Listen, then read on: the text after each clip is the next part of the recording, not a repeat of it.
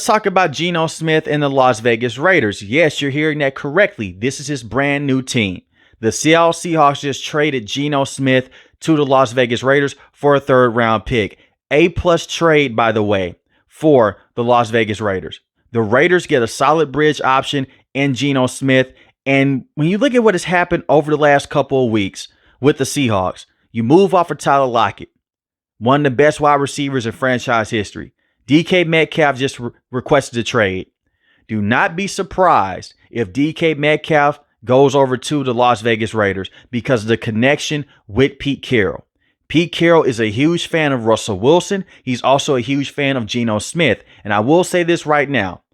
I've come out in the past and I was saying that Russell Wilson, he could make a return for him to be back with Pete Carroll, but underneath a brand new moniker with the Las Vegas Raiders. I don't see that happening now. Now, Russell Wilson will be a free agent. They can still bring him in, but Geno Smith has a year left on his deal. And I do believe right now that he's a better starting option for what Pete Carroll and Chip Kelly wants out of this Raiders team than a guy like Russell Wilson because he's younger and he has more mobility to his game. But when I look at Geno Smith, he's been a solid starting option over the last 3 years. His first year as a full starter with the Seahawks, because this is when they moved off of Russell Wilson. Pete Carroll had that much confidence in him to basically give him the keys to the castle.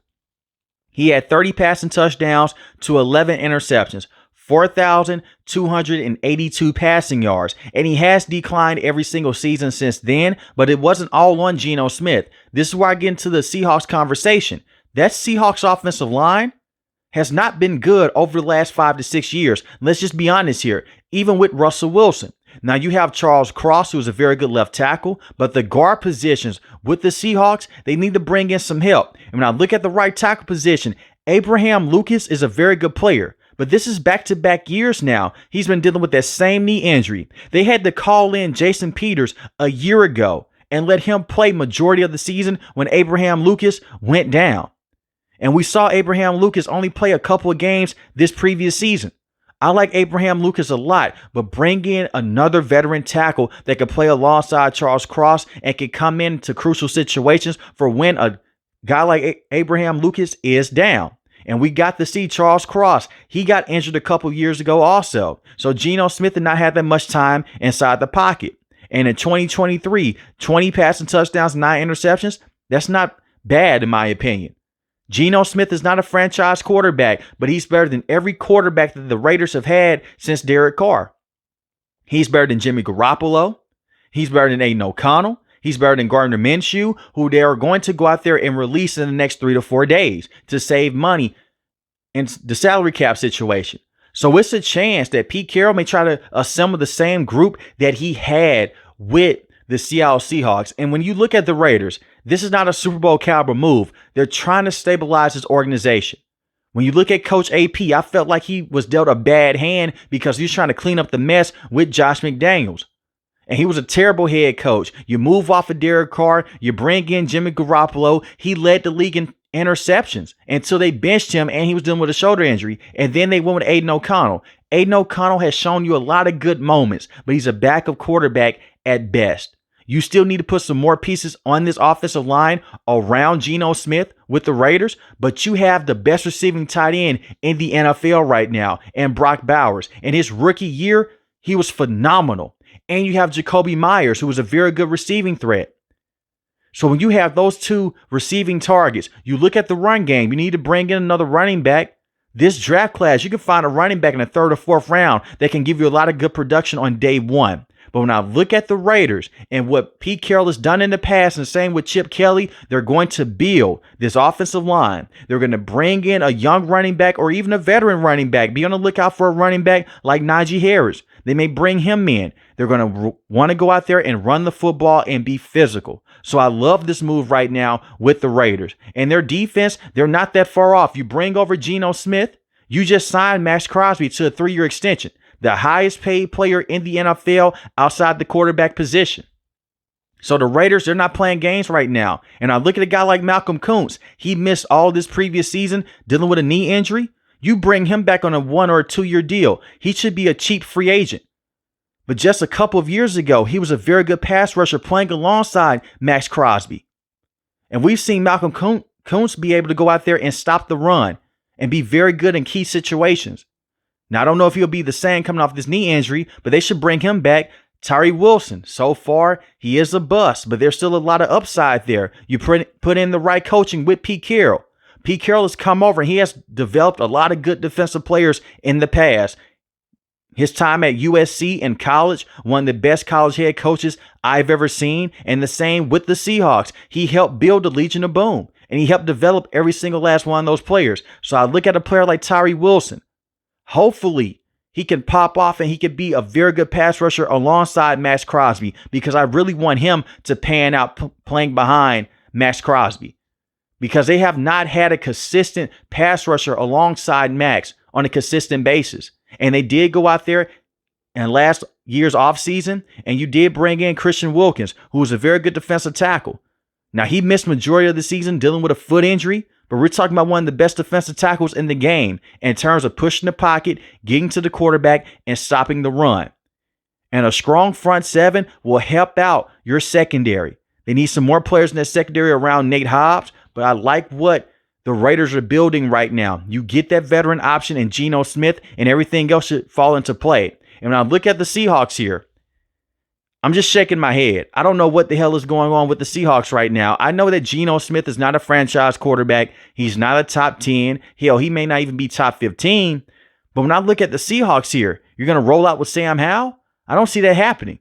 They're going to have to bring in a veteran option. Maybe Russell Wilson comes back to the Seahawks, but this is a different head coach. This is Mike McDonald we're talking about here. Because there's no way that you can justify moving off of Geno Smith and just placing Sam Howell out there. Sam Howell has a big arm. He can make some plays, but we saw what happened in his first full year starting with the Washington Commanders. Granted, terrible coaching, terrible culture at the time with Ron Rivera and all those moving pieces. He led the league in complete turnovers. And we saw him come in a couple of games this year when Geno Smith was out. He didn't look good. He's a turnover machine. And you look at a guy like DK Metcalf, he wants to leave. He doesn't want to stay on the Seattle Seahawks anymore, and he wants to go to a contender. And you have the general manager coming out and he's saying, you know what, we'll see what we can get for DK Metcalf. They're looking for a second or a third round pick to move off of DK, because DK Metcalf has 1 year left on his deal. So a team will have to go out there, give up draft capital, and pay him on the back end also. So you may not get a first round pick for DK Metcalf, but everything has turned on its head with the Seahawks. I have more faith in their defense right now than I have in their offense. And you do have a young coach in Mike McDonald. I like him a lot. But man, to see guys like Geno Smith not be part of this roster anymore. Tyler Lockett is no longer here. DK Metcalf won't be on this roster. You're talking about a complete 180 on the offensive end. And it is a bad look for you to go out there and fire a coordinator that you brought in just 1 year, you move off of him, and Ryan Grubb. Now you're going to go to Clint Kubiak, and hopefully he can help develop a quarterback like Sam Howell, or they draft a quarterback in the second or third round. Maybe they move up in the first round to try to select the quarterback like Shedeur Sanders or Cam Ward. But I don't see another quarterback in the first round that they should take unless they go with Jackson Dart. The one thing with defensive head coaches, when they are young, they believe in their defense so much to where they would neglect their offense. They want to win with their defense every single week.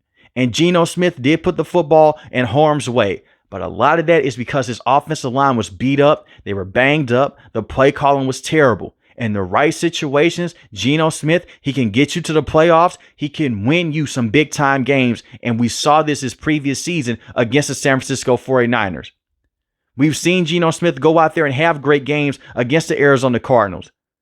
Once again, I'm not saying that he's a top quarterback to have. I'm not saying that he deserves to be put in the same conversation with Patrick Mahomes, Josh Allen, and Lamar Jackson.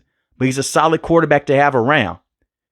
And when I look at Trey Tucker with the Las Vegas Raiders, there's a lot of upside there with that speed. He had 539 receiving yards on the year, 3 receiving touchdowns, and he averaged 11 yards a catch.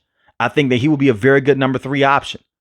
So the Raiders, they're stabilizing their organization right now with a veteran head coach that has been to the Super Bowl not once but twice, won a Super Bowl. And you're bringing in a veteran option in Geno Smith that has been a journeyman in his career. But I can see them giving him a 2 to 3 year deal. You draft a quarterback like Will Howard in the second or third round who has connections with Chip Kelly coming out of college at The Ohio State University. That's a win-win. So the Raiders right now, I would give them an A+ in this trade. Far as the Seattle Seahawks, I would give them a B-. Mike McDonald was not that interested in bringing back Geno Smith, because if he was, he would have stayed with this team. But I'm very concerned about the future of the Seahawks, because if you move off of DK Metcalf, your true number one wide receiver is Jackson Smith-Njigba, and he's a phenomenal talent. Don't get me wrong. But you're going to be missing a lot of firepower on the outside. And I said this a couple of days ago when DK Metcalf requested that trade. You still have Kenneth Walker III and Zach Charbonnet. So the sky is not completely falling for the Seahawks. But the one thing that we know in the NFL, since the league was created, if you don't have the quarterback position right, it doesn't matter what you have the skill positions. It doesn't matter how your defense looks. We saw this many years ago with Blake Bortles. He had a great defense with the Jacksonville Jaguars. Solid weapons on the outside. They hit their ceiling because he was terrible. So if they're rolling out with Sam Howell, be very careful with that. He could work out, but I'm not that high on Sam Howell right now because of those turnovers. And when I look at the defense with the Seahawks, you have a lot of complete players. I like Derek Hall as a true pass rusher. He's very good. You have Byron Murphy, Jaron Reed, Leonard Williams. Very good front seven. They're versatile. So he's building that defense in his image, and I like the players that they have, especially on the back end with Tariq Woolen, with Devin Witherspoon, Julian Love. The defense was their strong suit this previous season. And over the last 4 to 5 years, they have been able to stop the run. Their rushing defense was better this year, especially with Leonard Williams and also with Byron Murphy being on the field at the same time. And when I look at Byron Murphy, if he can just stay healthy for a majority of the year, they will have a special player in his case. I don't ever see him averaging double-digit sacks every single year, but he doesn't have to. He can eat up double teams, and when you have him and Leonard Williams both up front, Derek Hall's going to be in a lot of one-on-one situations. So the amount of twists and stunts that you can run up front and you can bring down the quarterback with is going to be great to see. But I'm worried about this offense. But let me know in the comment section below how you feel about the Seattle Seahawks trading Geno Smith to the Las Vegas Raiders and who won this trade. If you're new to the channel, hit the subscribe button. If you like the video, hit the like button. Most importantly, want each and every last one of you guys stay safe, stay positive. Thanks for the video, guys. God bless. Peace.